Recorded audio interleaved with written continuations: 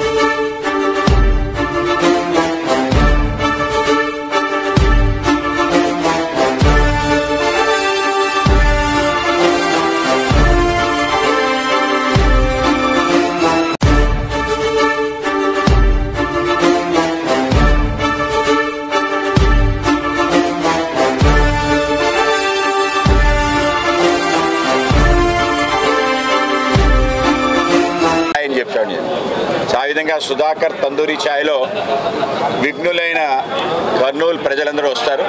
వాళ్ళతో కలిసి మాట్లాడే ఒక గొప్ప అవకాశం నాకు ఈరోజు ఉదయాన్నే దొరకడం జరిగింది. ఆ విధంగా అందరూ కూడా అనేక రకాల ప్రశ్నలు వేశారు. అయితే మార్గదర్శనం చేయలేదు, మార్గదర్శనం కూడా చేయాలని కోరుకుంటాను. ఆ విధంగా ఏ విధంగా ముందుకెళ్ళాలి, మా పార్టీ బలోపేతం అవడంతో పాటు మనవి అనుకునే అనేక అంశాలు అందరికీ చేరే విధంగా, సో ఆ విధంగా ఈ యొక్క ఏదైతే నా పర్యటన ఉందో పర్యటనలో ప్రత్యేకతగా కొన్ని పనులు చేయాలంటున్నాం. ఎవరైతే స్థానికంగా పుట్టి ఈ ప్రాంతానికి పేరు అలాగే ఈ ప్రాంతం యొక్క పురోభివృద్ధితో కారణభూతమయ్యారో ఆ మహానుభావులని సత్కరించి మన కార్యక్రమాన్ని ప్రారంభించాలి. అలాగే మన ప్రాంతంలో ఉండే ఏవైతే మూలమైన విషయాలు ఉన్నాయో మనది అనుకునే విషయాలు వాటిని హైలైట్ చేయాలని చెప్పి, అదేవిధంగా ఈ యొక్క కర్నూలులో ఈ స్థానానికి తీసుకొచ్చిన పుర ప్రముఖుల్ని కలిసే అవకాశం కావాలనుకున్నాం.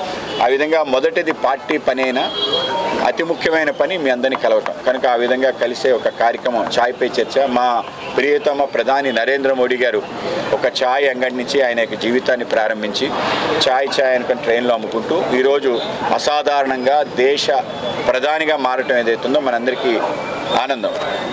నా అభిప్రాయం కూడా ఏంటంటే విప్లవాలు కానీ ప్రపంచ గతిని మార్చే విషయాలన్నీ కూడా చిన్న చిన్న స్థానాల నుంచి ప్రారంభమవుతాయి.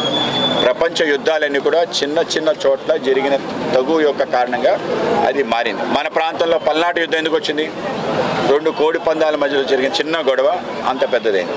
రెండో ప్రపంచ యుద్ధం కూడా ఏదైతే ఒక డచ్ని ఒక రాజుని యువరాజుని చంపేయటం కారణంగా ఆ 2 దేశాల మీద తగ్గు అది ప్రపంచ ఆ విధంగా చిన్న చిన్న కారణాల్లో.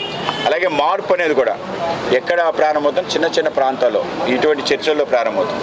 అది అలా పెద్ద ఉద్యమాలు కూడా అవుతాయి. సో ఆ విధంగా ఈ ప్రాంతంలో కూడా ఆంధ్ర ప్రాంతంలో ముఖ్యంగా రాయలసీమ ప్రాంతంలో మా కమల జెండా ఎగరే ప్రయత్నం చేసే క్రమంలో మీ అందరినీ కలిసి అనేక విషయాలు తెలుసుకోవడానికి అవకాశం కలిగింది. అందరికీ ధన్యవాదాలు.